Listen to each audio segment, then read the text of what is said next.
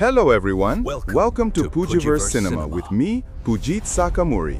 Today in this video, we are going to discuss about the movie Kalidas 1931 with all the details. ఈ cinema title Kalidas ఇది 1931లో విడుదలైన ఒక Indian biographical film.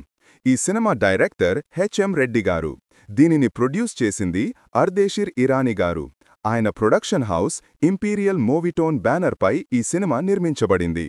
ఈ సినిమాలో ప్రధాన పాత్రల్లో పి.జి. వెంకటేశన్ గారు కాళిదాస్ పాత్రలో నటించగా, టి.పి. రాజలక్ష్మి గారు విద్యాధరి పాత్రలో నటించారు.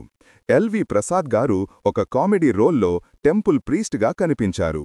ఇంకా దేవరం రాజంబాళ్, టి. సుశీలాదేవి, జె. సుశీల మరియు ఎంఎస్ శాంతన లక్ష్మి వంటి నటీనటులు సపోర్టింగ్ రోల్స్లో నటించారు.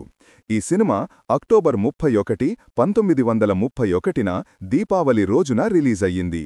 ఇది సౌత్ ఇండియాలో నిర్మించిన మొట్టమొదటి సౌండ్ ఫిల్మ్ మరియు తమిళ, తెలుగు భాషల్లో విడుదలైన మొదటి టాకీ సినిమాగా చరిత్రలో నిలిచిపోయింది.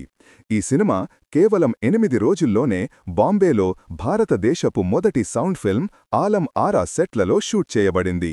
ఈ సినిమా బాక్సాఫీస్ కలెక్షన్ విషయానికి వస్తే 8,000 రూపాయల బడ్జెట్తో నిర్మించబడి 75,000 రూపాయల గ్రాస్ ప్రాఫిట్ సాధించి కమర్షియల్గా పెద్ద విజయం సాధించింది. ఇక ఈ సినిమా కథాంశం గురించి మాట్లాడుకుంటే, ఇది సంస్కృత కవి కాళిదాసు జీవితం ఆధారంగా రూపొందించబడిన ఒక బయోగ్రాఫికల్ ఫిక్షన్. తేజవతి రాజ్యానికి రాజు విజయవర్మన్ కుమార్తె విద్యాధరి, టి.పి. రాజలక్ష్మి.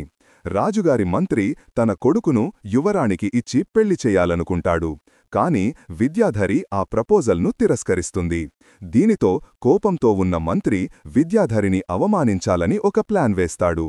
అడవిలో ఒక చెట్టు కొమ్మపై కూర్చుని తను కూర్చున్న కొమ్మనే నరుకుతున్న ఒక అమాయక, నిరక్షరాస్యుడైన గొర్రెల కాపరిని పి.జి. వెంకటేశన్ చూస్తాడు.